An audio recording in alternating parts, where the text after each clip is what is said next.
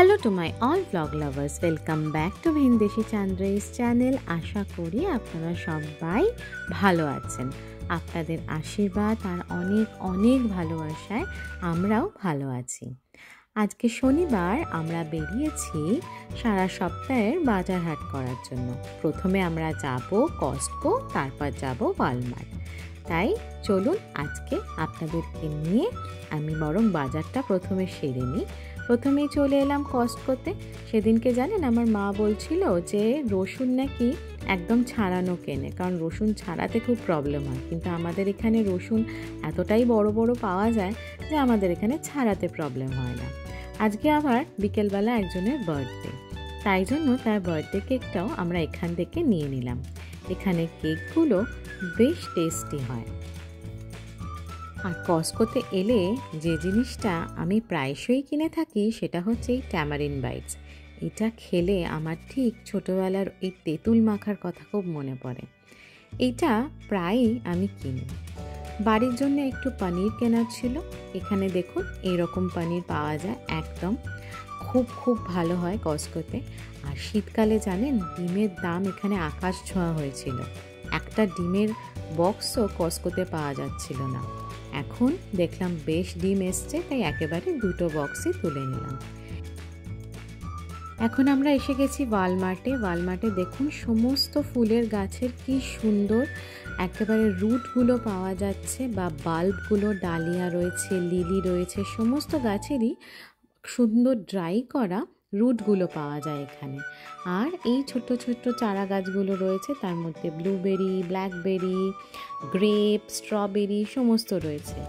আর এই জিনিসগুলো আমার এখানে সবচেয়ে বেশি মন কাড়লো, সেটা হচ্ছে প্রথম তো এই মাশরুম কিটটা, যেটা দিয়ে আমরা অর্গানিকভাবেই বাড়িতে মাশরুম তৈরি করতে পারবো। আর এই ছোট্ট ছোট্ট চারা গাছের যে গিফট বক্সগুলো, এই বক্সের মধ্যেই মাটি, বীজ সমস্ত কিছু দেওয়া, মানে এটা গিফট করার জন্য একদম পারফেক্ট লাগলো, খুব কিউট। তারপরে আমি দেখলাম হচ্ছে এই জার্মিনেশন কিটগুলো, যেটা আমরা ডিমের যে বক্সটা আছে তার মধ্যে আমরা ছোট ছোট চারা গাছকে জার্মিনেট করি।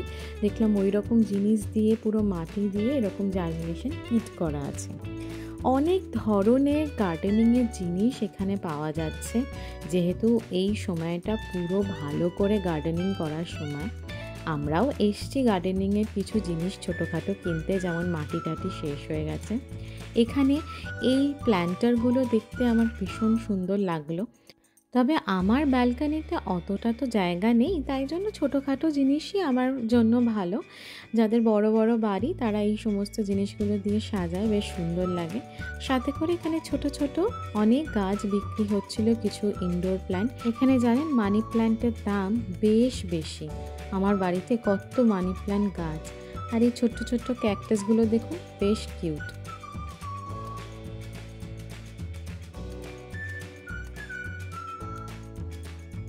আজ রোববার সকাল, বাপ বেটা দুজনেই বসে পড়েছে গার্ডেনিং করার জন্য। ব্যাস, সমস্ত কিছু সৌহার্দ্যকেই করতে হবে, কোনো কিছুই সৌরভকে করতে দিচ্ছে না। মাঝে সাঝে চেঁচা মিচি, ঝগড়া, কান্নাকাটি অনেক কিছুই হচ্ছে।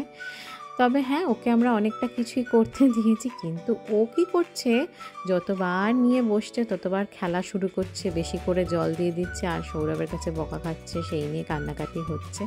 আর আমি ওই দিকে যাচ্ছি হচ্ছে রান্না করতে। আমি রান্না করতে করতে মাঝে মাঝে আসছি, এসে এসে দেখছি, দেখে একটু ভিডিও শ্যুট করছি, করে আবার চলে যাচ্ছি। সপ্তাহে 3 দিন স্কুল, বাকি সব দিনই বাড়িতে। মানে বুঝতেই পারছেন আমাদের অবস্থাটা কি হয়, কি পরিমাণে পাগল পাগল হয়ে যায়। সব কিছুই এখন সবেতেই বোর লাগছে, তাই জন্য ওকে ঘরের কাজে ব্যস্ত করা ছাড়া আর কোনো উপায় নেই। গার্ডেনিং বলেছি একদিনকে, যে উইকেন্ডে গার্ডেনিং করব।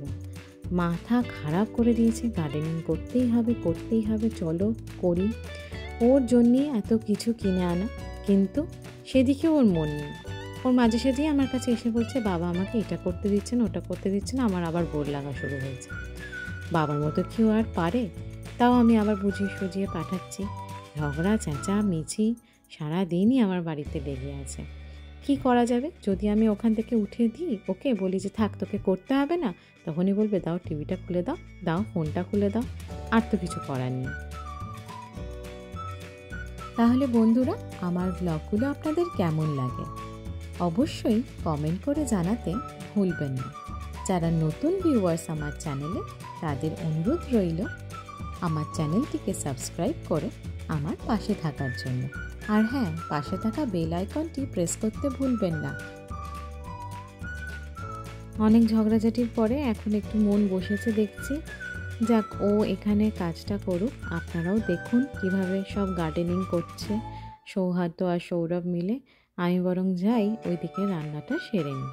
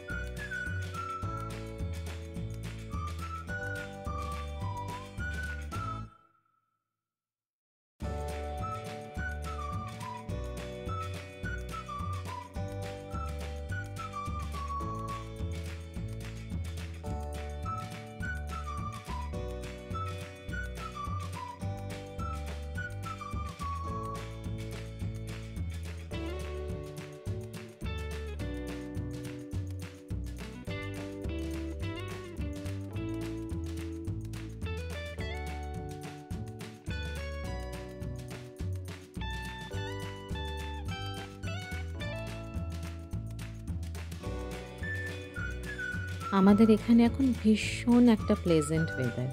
একদিন দুদিন গরম হচ্ছে, একটু বৃষ্টি হচ্ছে, তারপরেই বেশ সুন্দর ঠান্ডা ওয়েদার। আজকে আবার সকালবেলা থেকে রোদ, কিন্তু আবার কিছুক্ষণ বাদেই দেখছি আবার মেঘের আনাগোনাটাও যথেষ্ট বেড়েছে। তাহলে হয়তো আজকে বিকেলের দিকেই আবার বৃষ্টি হবে।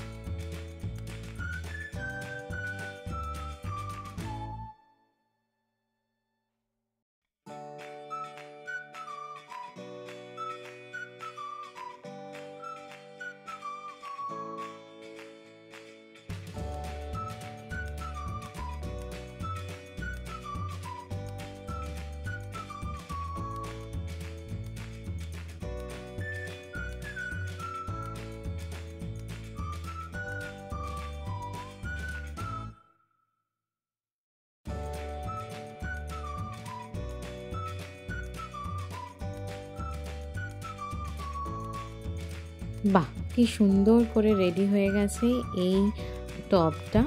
ব্যাস, এইবার সৌহার্দ্যর একদম ফেভারিট কাজ পেয়েছে, গাছে জল দেওয়ার কাজ।